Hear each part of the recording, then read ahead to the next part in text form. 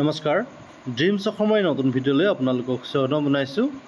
আজিৰ ভিডিঅ'ত আপোনালোকক জনাম ইক' ক্লাব ফৰ মিছন লাইফ এক পেৰ মাৰ্কেট নাম আপোনালোকে কেনেকৈ লগ ইন কৰিব, কেনেকৈ ৰেজিষ্ট্ৰেশ্যন কৰিব, লগতে আপোনালোকে কেনেকৈ ক্ৰিয়েট ইভেণ্ট, লগতে ইভেণ্ট মেনেজমেণ্ট কেনেকৈ কৰিব সবিশেষ জনাম। চাই ভিডিঅ'টো শেষলৈকে চাই যাব। সকলোৱে আপোনালোকে এই যি ইক' ক্লাব ফৰ মিছন লাইফত আপোনালোকে প্ৰথমে নটিফিকেশ্যন আপলোড কৰিব লাগিব। ইয়াৰ বাবে আপোনালোকে লগ ইন কৰিব লাগিব। ডেছক্ৰিপশ্যন বক্সত মই এটা লিংক দি দিছোঁ আৰু লিংকত আপোনালোকে ডাইৰেক্ট লগ ইন কৰিব পাৰিব। চ' যেতিয়া আপোনালোকে লিংকত ক্লিক কৰিব এইদৰে পেজটো দেখিবলৈ পাব। ইয়াৰ পিছতে আপোনালোকে লগ ইন বুলি এটা অপশ্যন পাব ৰাইট ছাইডে, ইয়াতে পুনৰ ক্লিক কৰিব লাগিব। ক্লিক কৰাৰ পিছত আপোনালোকে কেইবাটাও অপশ্যন পাব। ইয়াত আপোনালোকে স্কুল লগ ইনত ক্লিক কৰিব। স্কুল লগ ইনত ক্লিক কৰাৰ পিছত আপোনালোকৰ স্কুলৰ ডাইচ কোডটো আপোনালোকে ইয়াত ফিল আপ কৰি দিব লাগিব। চ' ডাইচ কোডটো ফিল আপ কৰাৰ পিছত আপোনালোকে কণ্টিনিউত ক্লিক কৰি দিব। কণ্টিনিউত ক্লিক কৰাৰ পিছত আপোনালোকৰ ইউজাৰ আই ডি পাছৱৰ্ড এটা বিচাৰিব। যদিহে আপোনালোকে পাছৱৰ্ডটো পাহৰি গৈছে তেন্তে আপোনালোকে ফৰগট পাছৱৰ্ড কৰি আপোনালোকে পাছৱৰ্ডটো ৰিছেট কৰিব পাৰে। যিহেতু মই পাছৱৰ্ডটো জানো আৰু পাছৱৰ্ডটো এণ্টাৰ কৰি আপোনালোকক ইয়াত দেখুৱাই আছোঁ। লগ ইন কৰাৰ পিছতে আপোনালোকে এইদৰে হোম পেজটো দেখিবলৈ পাব। ইয়াত আপোনালোকৰ বিদ্যালয়ৰ নামটো শ্ব' কৰি থাকিব। ইয়াৰ পিছতে আপোনালোকে দেখিবলৈ পাইছে ক্লিক আপলোড নটিফিকেশ্যন বুলি এটা অপশ্যন পাব। ইয়াতে পুনৰ আপোনালোকে ক্লিক কৰিব লাগিব আৰু নটিফিকেশ্যনখন আপোনালোকে প্ৰথমে ডাউনলোড কৰি ল'ব লাগিব। চিম্পলি আপোনালোকে ডাউনলোড ফাইলত ক্লিক কৰিব। ফাইলটো ডাউনলোড কৰাৰ পিছতে আপোনালোকে নটিফিকেশ্যনখন এইদৰে দেখিবলৈ পাব। ইয়াতে আপোনালোকে যি আছে আপোনালোকে ফিল আপ কৰি এটা PDF ফাইল বনাই ল'ব আৰু PDF ফাইলটো আপোনালোকে আপলোড কৰিব লাগিব। যিহেতু ইতিমধ্যে মই নটিফিকেশ্যনখন ডাউনলোড কৰিছোঁ, ডাউনলোড কৰাৰ পিছত মই আপলোড কৰিম। ইয়াতে ক্লিক কৰিছোঁ। দেখিবলৈ পাইছে চুজ ফাইল বুলি এটা অপশ্যন আছে, ইয়াত ক্লিক কৰিব। ইয়াত ক্লিক কৰাৰ পিছত আপোনালোকে ফাইলত ক্লিক কৰিব।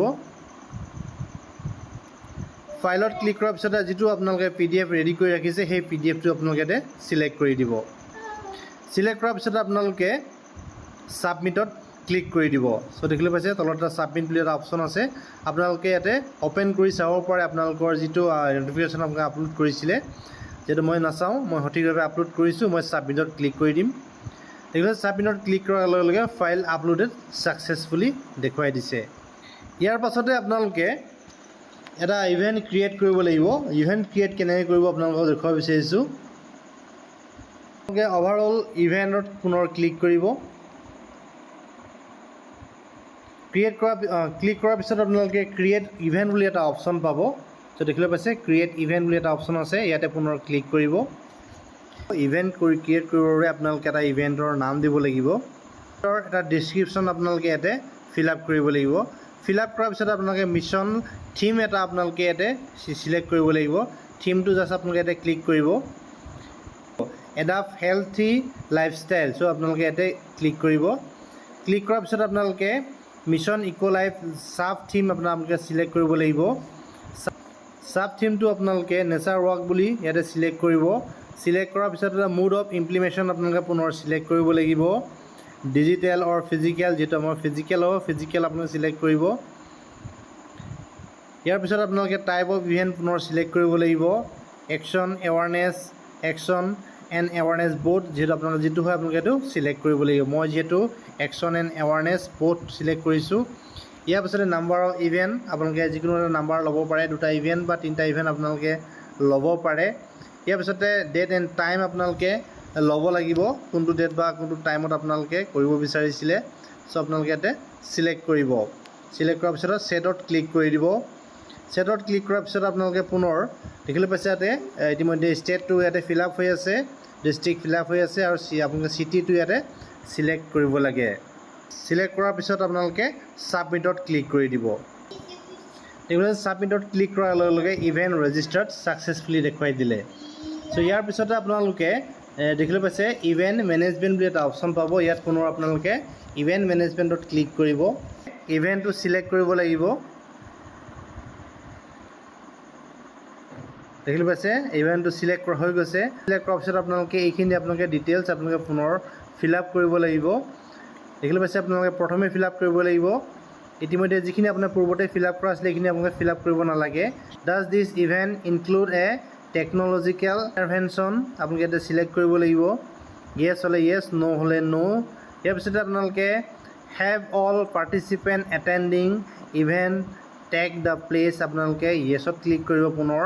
ইয়াত আপোনালোকে এজ 3 to 8 years কিমানজন ষ্টুডেণ্ট আছে আপোনালোকে কৈছিলে আপোনালোকে ইয়াতে ফিল আপ কৰিব লাগিব। ইয়াৰ পিছত আপোনালোকে 8 to 11 কিমান আছে আপোনালোকে ফিল আপ কৰিব লাগিব। ইয়াৰ পিছতে 11 to 14 কিমান আছে আপোনালোকে ফিল আপ কৰি দিব লাগিব। 14 to 18 years কিমান আছে আপোনালোকে ফিল আপ কৰিব লাগিব।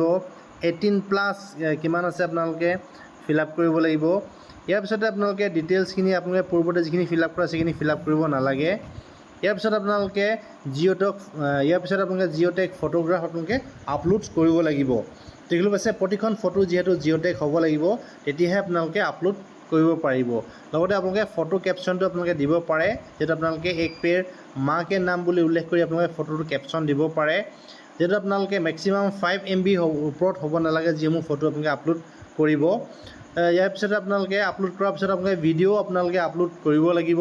আৰু যিহেতু মিনিমাম 3টা ভিডিঅ' আপোনালোকে আপলোড কৰিব পাৰে, যিহেতু 5 MB ওপৰত হ'ব নালাগে। চ' ইয়াৰ পিছতে ভিডিঅ' কেপশ্যনো আপোনালোকে দিব পাৰে।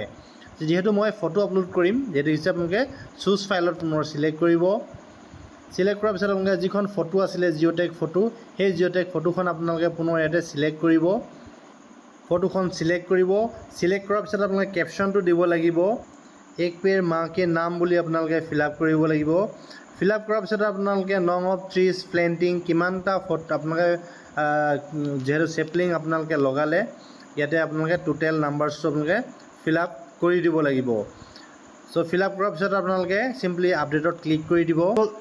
চ' ভিডিঅ'ত ইমানখিনি আছিলে। আজিৰ ভিডিঅ'ত আপোনালোকে জনালোঁ ইক' ক্লাব ফৰ মিছন লাইফ এক পেৰ মাঁ কে নামত আপোনালোকে কেনেকৈ যিহেতু আপোনালোকে ৰেজিষ্ট্ৰেশ্যন কৰিব লাগিব, লগতে কেনেকৈ ক্ৰিয়েট ইভেণ্ট, লগতে ইভেণ্ট মেনেজমেণ্ট কেনেকৈ কৰিব সবিশেষ জনালোঁ। চাই বাইদেউসকল ভিডিঅ'ত ইমানখিনি আছিলে। ভিডিঅ'টো শেষলৈকে চাই থকাৰ বাবে আপোনালোকক পুনৰবাৰ ধন্যবাদ জনালোঁ।